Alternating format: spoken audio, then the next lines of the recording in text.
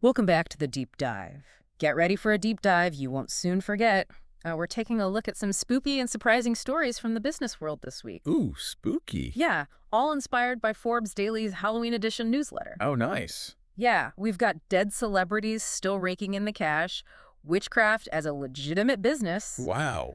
and even the unsettling world of catastrophe bonds. That's, it's fascinating how all these, seemingly, disparate topics Yeah. all touch upon the themes of, risk, uncertainty, and the unexpected. Exactly, and those themes are always kind of lurking in the background, even when we're least expecting them. Great.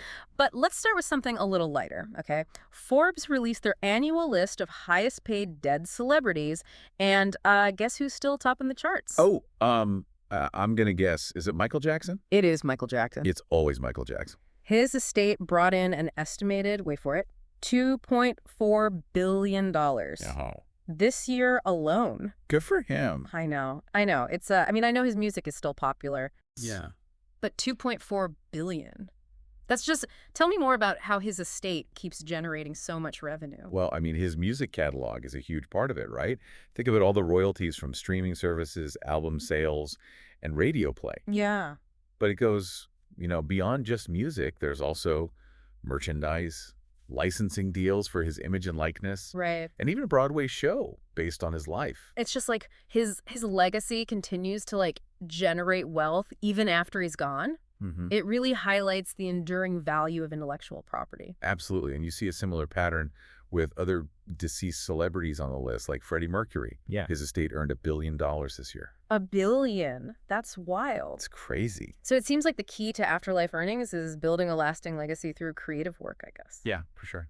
But what about those who tap into the supernatural for profit? Have you ever heard of buying a spell online? Believe it or not, it's a thing. And Etsy has become a surprisingly popular platform for selling spells. You can find everything from love spells and wealth spells Oh, wow. to spells claiming to cure ailments. Etsy? Like where I go for handmade crafts? The one and only?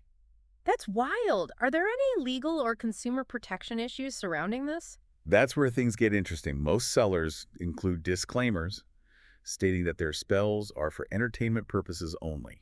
Okay. So this, provides them with a degree of legal protection. So it's all just a bit of fun then? Well, not necessarily. Okay. The disclaimer might protect sellers from some legal challenges. Right. But, what happens when a buyer believes a spell didn't work? Hmm. Can they seek a refund? Could they claim they were misled? Oh, yeah. These are questions that haven't really been tested in court yet. That's a really good point. Yeah. It seems like there's a lot of gray area legally and ethically when it comes to selling these intangible services. For sure. It makes you wonder if existing consumer protection laws are equipped to deal with this kind of commerce. It's a fascinating dilemma Yeah. that highlights the ways technology is blurring the lines between, traditional beliefs, entertainment, and commerce. Yeah, that's a good point. Speaking of blurred lines, let's shift gears to the world of finance. Okay.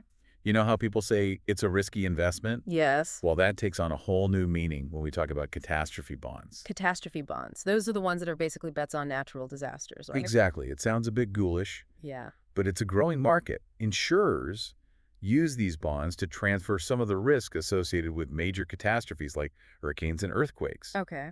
to investors. So how does that work in practice? Say I invest in a catastrophe bond tied to hurricanes in Florida. Right. What happens if a major hurricane hits? So if the hurricane reaches a certain level of intensity, as defined by the bond's terms, you could lose your entire investment. The money then goes to the insurance company, Right. who uses it to cover claims from policyholders who suffered losses due to the hurricane.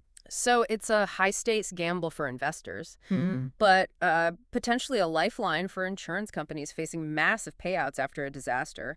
But in 2023, catastrophe bonds delivered a 20% return.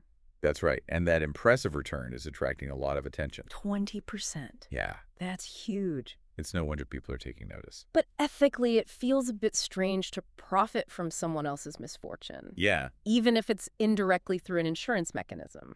It's definitely a complex issue. Some argue that these bonds play a vital role in helping insurers manage risk Right. and provide financial protection to those affected by disasters. Sure. Others question whether it's appropriate to profit from such events at all. Yeah.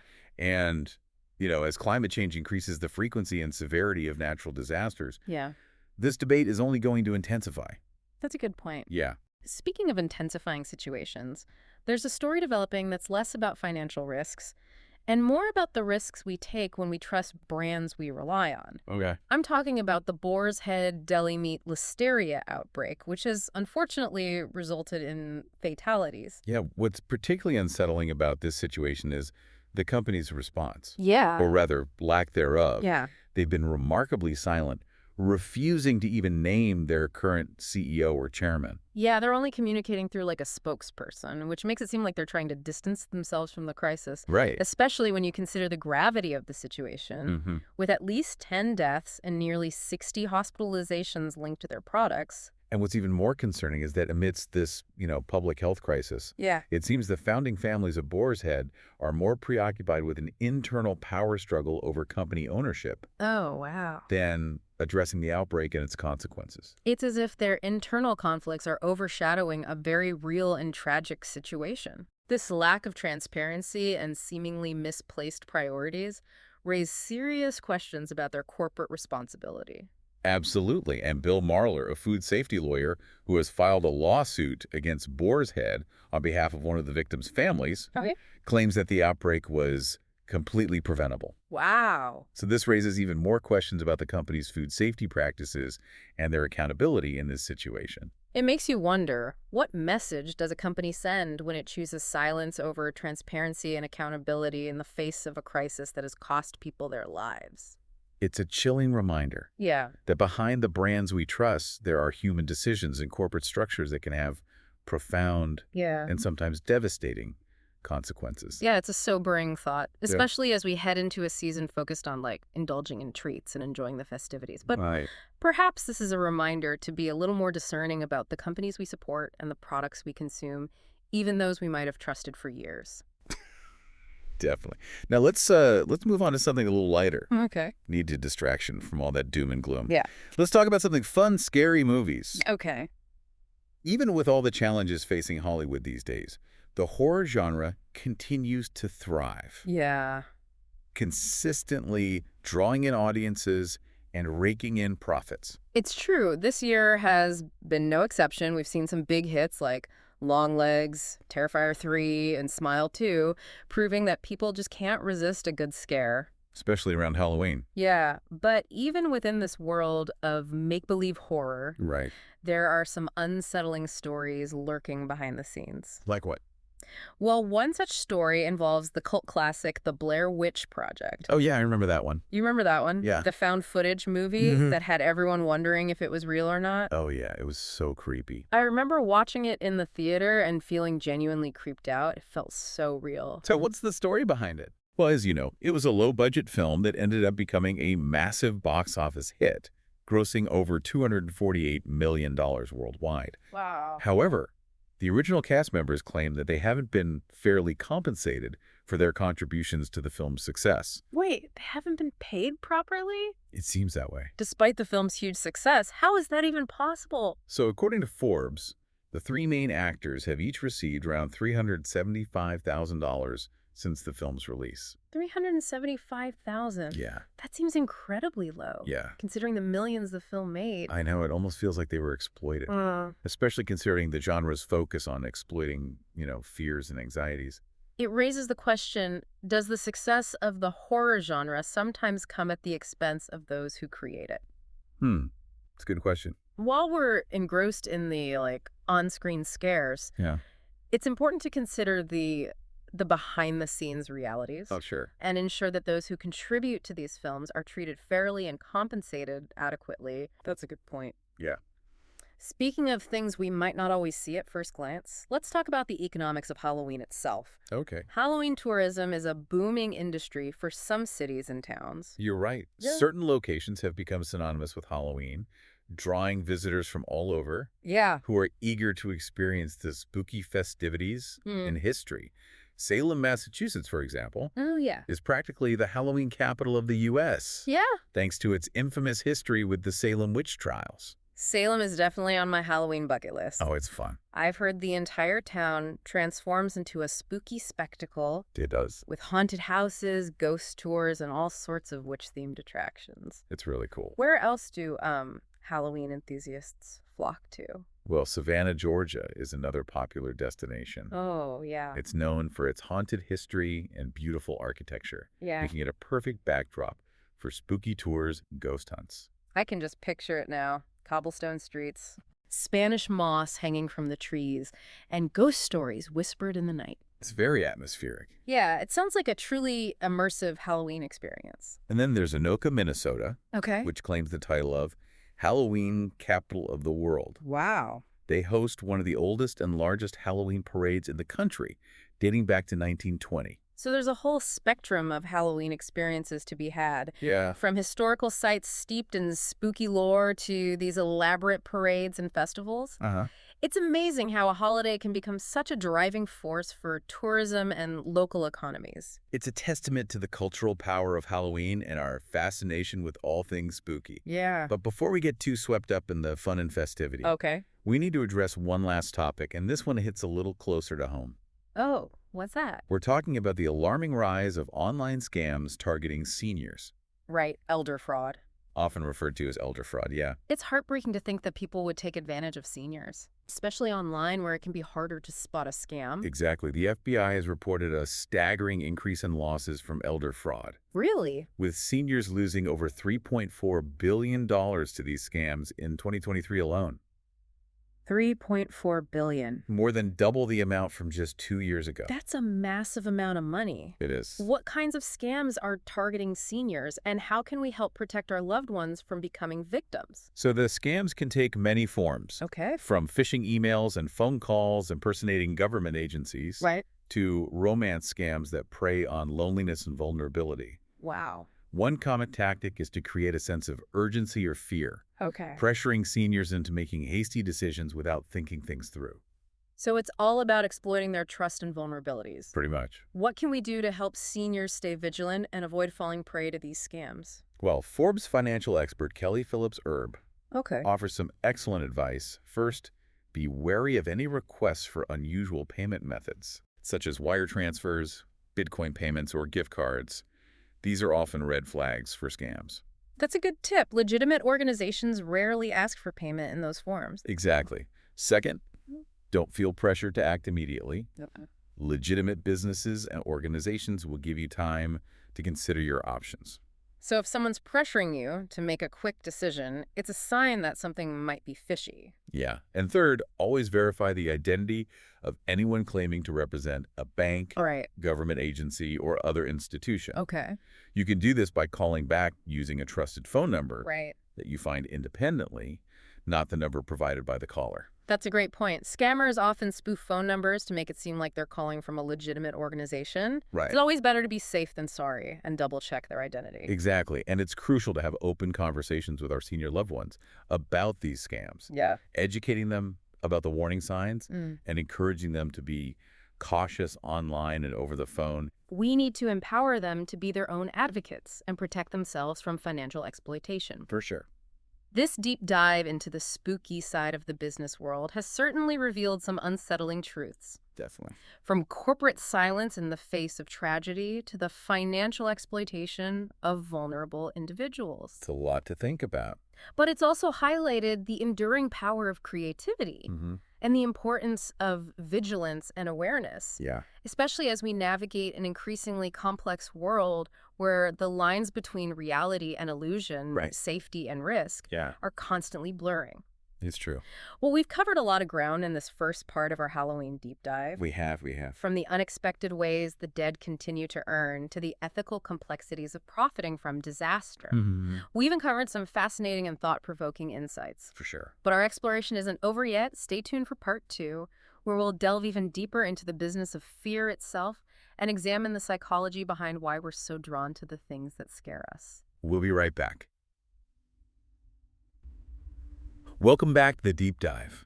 So before the break, we were talking about the darker side of business, but now I'm curious about something a bit lighter. Okay. The psychology of fear. Okay. Why do we actually enjoy being scared? Right.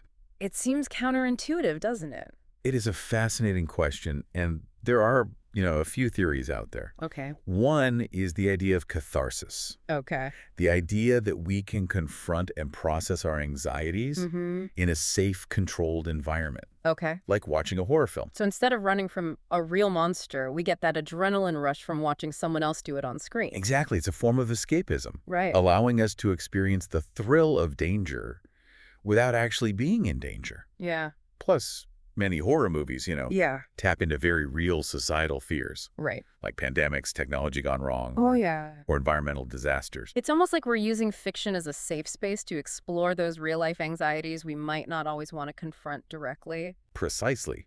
But what about the folks who really love horror? Yeah. The die-hard fans who just can't get enough of it. Right. What's going on in their brains? Now that you mention it, I've always wondered that some of my friends can't even watch a trailer without getting nightmares. Oh, wow. But others seem to crave that feeling of being scared. Yeah, well, research suggests that people who enjoy horror often share certain personality traits, Oh, interesting. like a higher tolerance for ambiguity Okay. and a greater openness to new experiences. Okay. They might also be more sensation-seeking, Okay. meaning they enjoy intense stimuli and new adventures. So horror fans might just be wired a little differently, more comfortable with the unknown and drawn to intense experiences. It's possible. I guess that makes sense, considering the wide variety of horror out there. Absolutely, there's so many subgenres, Yeah. from slasher films to psychological thrillers to supernatural horror, all catering to different tastes and preferences. The diversity of the genre is what keeps it, fresh and constantly evolving. That's true. It's not just about jump scares and gore. Right. There are layers of psychology, social commentary, and even artistry Mm-hmm. within different types of horror. Yeah. And speaking of artistry, it's interesting to think about how the business of fear itself has evolved over time. Oh, absolutely. From ancient campfire stories Mm-hmm. meant to keep people safe to Gothic literature that explored the shadows of the human psyche. Yeah. The ways we consume and experience fear have certainly changed, Right. but the desire to be frightened, Yeah. that's a thread that seems to run through, all of human history. Think about it. We pay money to be scared. We do. Whether it's at a haunted house, a horror movie, or even those escape rooms. Right. Where you're literally locked in with a terrifying theme. Yeah, and the technology is only getting more sophisticated. Yeah. Imagine the possibilities with virtual reality and augmented reality. Oh, Horror experiences could become even more immersive and realistic, blurring the lines between fiction and reality even further. that's both exciting and a little terrifying to think about. The future of fear is going to be interesting, that's for sure. Yeah. But while we're on the topic of fear and uncertainty, we can't forget about those who exploit those emotions for their own gain. Right. Let's switch gears and talk about a growing problem that preys on people's vulnerabilities. Online scams targeting seniors. Oh, right. Elder fraud. Exactly. It's heartbreaking to think that people would take advantage of seniors, I know. especially online where it can be harder to spot a scam. The FBI estimates seniors lost a staggering $3.4 billion Wow. to these scams in 2023 alone, more than double the amount from just 2 years ago. That's crazy. These scammers know how to exploit trust and manipulate emotions to get what they want. So what can we do to help protect our loved ones from falling victim to these schemes? Well, awareness is key. We need to have open conversations with seniors about the different types of scams out there, Okay. how to spot them, and what to do if they encounter one. That makes sense, but sometimes, even if you're aware, these scams can be incredibly convincing. You're absolutely right. That's why it's important to emphasize that it's okay to question everything Mm-hmm. and to never feel pressured to make a decision on the spot. Okay. Legitimate organizations will always give you time to think things through. So take your time, do your research, Right. don't be afraid to ask for help Yeah. or a second opinion Mm. if something feels off. Exactly. And if you're ever unsure about a website, an email, or a phone call, Yeah. reach out to a trusted friend, family member, or even your local law enforcement for guidance. Right. It's always better to be safe than sorry. Okay. So we've explored the psychology of fear, the business of fear, and even the exploitation of fear. Yeah. It seems like fear is a pretty powerful force, shaping our entertainment, our anxieties, and even our vulnerabilities. It's true. Fear can be a motivator, a source of entertainment, and unfortunately, a tool for manipulation. Yeah. But it's also a reminder of our shared humanity, Right. our capacity for both vulnerability and resilience. Well said. We've covered a lot of ground in this deep dive, haven't we? We certainly have. From the financial afterlife of celebrities to the unsettling world of catastrophe bonds. Right. From the psychology of horror to the alarming rise of elder fraud, it's been